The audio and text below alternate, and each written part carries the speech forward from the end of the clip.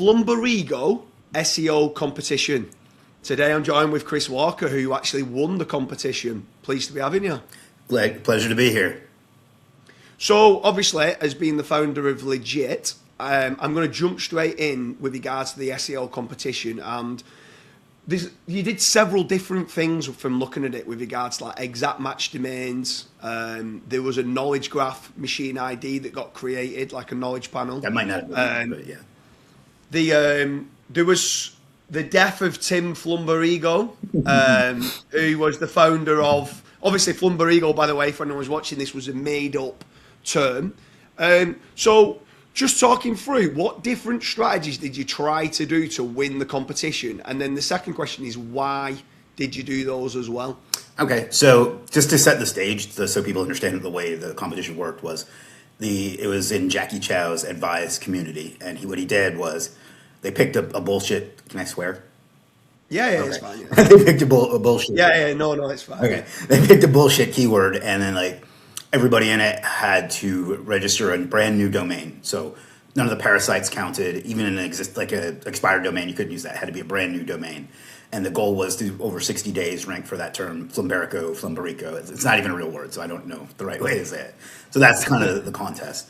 There's a lot of really good people in it. So, and I thought, what can I do? What advantage do I have? Because everybody's going to try the same things. So I grabbed the best EMD I could find, and that was the .io, because the .com, the .net, all the best ones were taken. And then what I did was I since it was a brand new keyword, I thought that you could get like obnoxious with the on-page optimization and not have to follow the traditional rules and stuff. So if you look at like the meta title, it's Flumberico, and then like the meta description is just Flumberico repeated over and over and over again. And normally, obviously, that it's not something you would do, but I thought because it's made up keyword that you have to just give it as much information as possible because it doesn't know what to do with that. And that worked okay. And then I thought, what advantage do I have over all these other people? And one of them was that I have a pretty big audience. So I thought I could leverage that for like click-through traffic, like actual human being click-through traffic. So what I would do was I'd like do like a YouTube live stream or something like, and things like that, and my email list, and I would send them all to that video. And then like while they were there, I would ask them to go to that site, read the whole page, and then and then come back and tell me that they had done it. So that way it looks like traffic is like real human being traffic is coming from YouTube. And on Facebook, I literally screenshotted the website and said, can you please go search this term, click only mine, read the whole page, and then come back and tell me when you've done. That seemed to make a really big difference. And I think that's like, it's like the CTR traffic that we all use, but it's like almost kind of like white hat CTR. And I figured that was an advantage I have over some of the other folks there. That worked pretty well. And then as far as links, I did, I think 20 or 15 or something like that, like cheap niche edits. Not cheap, but like not like the stuff it's the stuff that's going to rank you for iGaming or anything like that. And I did every single one of them was exact match anchor because again I thought that I needed to be as obnoxious as possible with like the optimization because it doesn't know that term yet. So I was like making it understand that mine was the one about that, and that worked. And I did like some LinkedIn posts and some Reddit posts and a bunch of the high authority free parasite, for lack of a better term, parasite sites. That helped, and then I did a lot more traffic. I bought some traffic services too. Like I found some services on my platform that would send traffic through Facebook and through Reddit and through Pinterest. And the whole idea was not just direct traffic, but like traffic through like for referral traffic, and that worked. And then the biggest one I did was a thing called Google Chrome Signals. And I'm going to be perfectly honest, I don't 100% know how it works. But it has something to do with manipulating signals through Google Chrome, and that really made the difference. There was one time that jumped me like 5 pages in one day. Now, all that stuff is cool. I wouldn't do that if I was trying to do something traditional, but that seemed to work. And I spent most of the competition at number 1, not just in first place, but literally at number 1. So, and then toward the end, people were trying all kinds of creative stuff. One guy, like, he tried to create like an entity around it and created Tim Flumberico, which was like obviously made up person, and he created his site around that, and he was the only one that was giving me any competition. And then as it got toward the end, he tried to get creative and did like press releases and other things saying that the founder had passed away. trying to get more referral traffic from it that way, which is brilliant, by the way. That's Tyler. If he's watching, that was his idea. So I decided to capitalize on that and made a video on my own channel, like memorializing him and saying that Tim had passed away, and like showed the sites that it did and said he passed away before he was able to acquire Flumberico.io, which was mine. And so I kind of hijacked his like clever thing there, and that was kind of it. Like the biggest, I did all those different things, but the biggest thing was the traffic. I think the referral traffic really made the difference, because that was something that most of the other people there couldn't do because they didn't have the leverage for that. Yeah, so obviously there's a few different things there that you've gone through. So you've spoke about CTR. So they've gone and searched for Flumberico. They've gone and clicked through to your site, engaged, scroll down to the bottom of the page, and then exit down and not clicked onto another result. Obviously sending signals back to Google that they've had a good, positive experience. And these are real people. This is not manipulated using like 4G or 5G proxies. This is actual real people that's got it, probably with logged in Gmail accounts. But it was interesting on the Chrome signals. What did you use for the Chrome signals? Is that a legit service that someone's doing? Yeah, it's his name is Niles Castermans, something like that. I don't know how to pronounce it exactly, but yeah, he actually came to me months ago saying, I know how to do this thing. Can I list it on Legit? And I tried it once, and it's like it worked really well. So that was the main thing. And I should mention that the prize in this contest was like a year subscription and $1,000.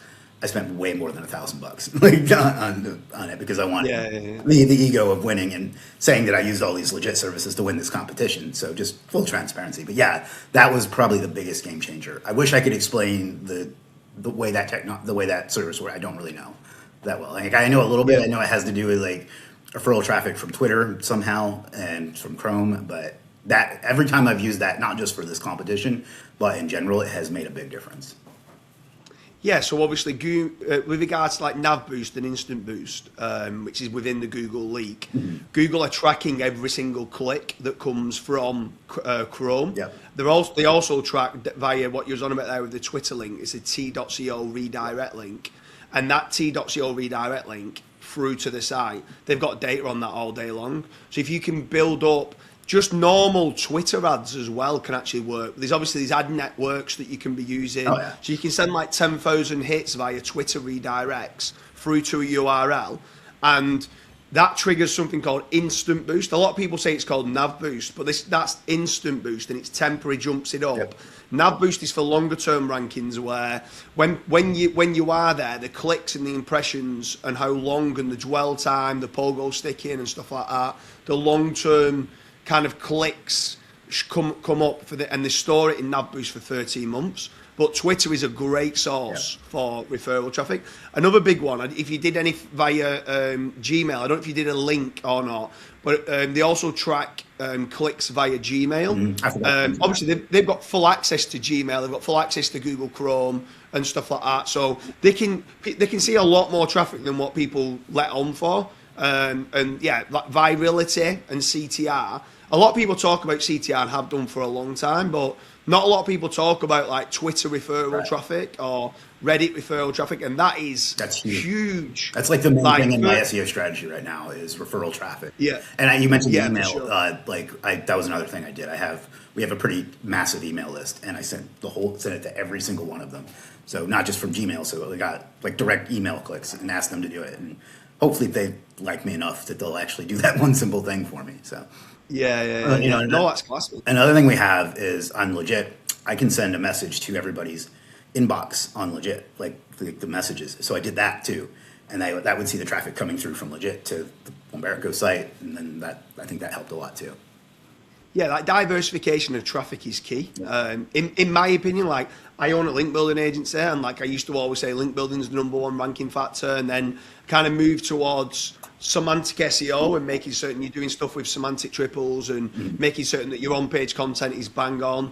But for me, at present, what you're talking about there and virality and CTR is what's winning. And that's, to be fair, that's what's happening a lot in the iGaming sector. A lot of people with these parasite websites That's the main thing. What they're doing is the virality signals. But just going on then to the other, you said that you did 20 niche edits, exact match anchors. Yep. Was that the only type of backlinks? Did you do any citations? Did you do any pillow links? Did you do any naked URLs? Any PBNs? Any guest posts? No PBNs, no guest post. I think the only other thing I did was I bought a bunch of, I'll post on your LinkedIn, I'll post on Reddit and that sort of thing. So not really any, I don't think I did any like Web 2.0. If I did, it was like 10. So no, the only real like heavy link building was those niche edits. It was mostly from the traffic manipulation and the niche edits. Yeah. So with regards to the niche edits, did you not? So you didn't do any press release then or anything? Because I seen when I was searching on this must have been like other people trying to beat you out. There was quite a lot of press releases like Globe Newswire, AB Newswire, and stuff like that. Mm-hmm. Was none of them was you then? No, that was other people in the competition. If you look, like there's all sorts of different parasites and press releases and search query type things ranking for that. And no, none of that was mine. I did like pretty much cover the entire above the fold. Like I had the #1 organic, and then I had like 3 videos ranking, and then like the rest of it was like other stuff. But no, I didn't do any of that. I considered it, but like I didn't think it was going to work. To be honest, I thought that was going to rank the news sites, which and it's not my site, which wasn't the competition. Ah, right. So if you actually ranked the AB Newswire website, or let's say Globe and Mail, that wouldn't have. No, it had to be just your domain. Ah, right. Okay. Yeah, that wouldn't have worked then very well. I mean, you could have done a naked. You wouldn't have, well, saying that, I would have said you wouldn't have wanted to do an exact match anchor too much, but that's exactly what you did because you wanted to theme that this is what this site is. Right. Because it was a keyword that didn't even exist before the competition. Yeah. I mean, I'm sure there was something that would show up for it, but. So if you've got an existing site, just for any SEOs that are watching this and they're all going to go, right, I'm going to go buy 20 niche edits, exact match anchors and loads of virality. Like, I'm going to say for a money site, you wouldn't be looking to do that. No, if this was a site that I, like a client or, a big casino or affiliate site, or even my like legit, I would never do that. I got to be, one of the things I enjoyed about this competition was I got to be really unorthodox in the stuff that you could do. And a lot of people did, like the fake persona and then killing the guy off and all that stuff. Yeah. But no, don't do this to your client site, please. Yeah. And then with regards to like one or two others, so we spoke about now, a lot of people went with the exact match domain route, like yourself. You went flumberico.io. Some people went down the route of doing press releases and stuff like that. I also seen that someone went down the route of trying to rank the podcast, but are you saying that if the podcast would have ranked, that wouldn't have mattered then? Yeah. Ah, right. I wonder why they've done that then, because that just to see whether they could try to rank it. Yeah, the only thing I can think is they think that that's going to help the website rank, but I don't see why it would. Yeah. This was like a good lesson in what parasites were the most effective, because if you look, like, other than my site and one or two others, it's all like parasites for that term. So it kind of gives you a clue onto which ones work the best. So. Yeah, that I got a few key takeaways with regards to, let's say, AB Newswire and Globe Newswire beating out quite a lot of the other. There's about 7 different distributions that was used, and those two seem to beat all the others out for a very similar article. So then at that point you're going, okay, now I know which ones can compete the best in some competitive terms. Like it even beat out Yahoo Finance, which did surprise me, to be fair, because that normally is very powerful. Yeah. But is there anything else to add in there then of like with regards to the SEO competition? Is anything else that you, like a key takeaway that you thought, actually, do you know what? I'm going to try now and implement this for my actual money site? Because these competitions I find brilliant because, like you just said there, you find what distribution services are working well or what works well. But was there anything else that you think, actually, do you know what? Like, I think I should be trying to implement this, or even being slightly more aggressive on your anchor text. Yeah, those were the two things. I think that we probably tend to play it a little too safe on the anchor text on backlinks. So I'm going to get a little bit more, not as aggressive as I was here, but like a little bit more aggressive with that. But the real one was the referral traffic. Like I kind of already knew how well that worked, but like it was like flipping the on switch to ranking basically. And again, I think that maybe that's a good way to put it, is like having an actual brand where you can leverage people to do this for you. Like a lot of that's, like I said in the beginning, that was the advantage I felt like I had over some of the other people, is that I have people that trust me and will go search this site for me, not having a clue what it means. Because, by the way, I should mention that too. The text on the website, complete gibberish. Like it's like complete nonsense, and I just had them do that. And so I think that there's an SEO advantage to a personal brand, and you probably experience this too, because you've done a very good job of that. Where just having people that can go search things and like having real human being non-CTR traffic that does that, I think is something I'm going to find a way to leverage for client sites. Now, to be clear, I would be very reluctant to share a client site and have them do that. But like, I think there's probably ways I can make that work. Even like my staff, like when I do like a new YouTube video and stuff now, I have them go search it and like click it and leave a comment and watch the whole thing. So it's like manipulating real people, not manipulate, that sounds bad. But getting real people to do it, I think, is probably the biggest. I was surprised how well that worked. So do you know what? Like, what's very surprising, and my key takeaway from this video in the interview with yourself, is how building an actual brand. Like, so you've got a community of people that allows you to leverage that community of people to be able to help you be able to rank for certain things.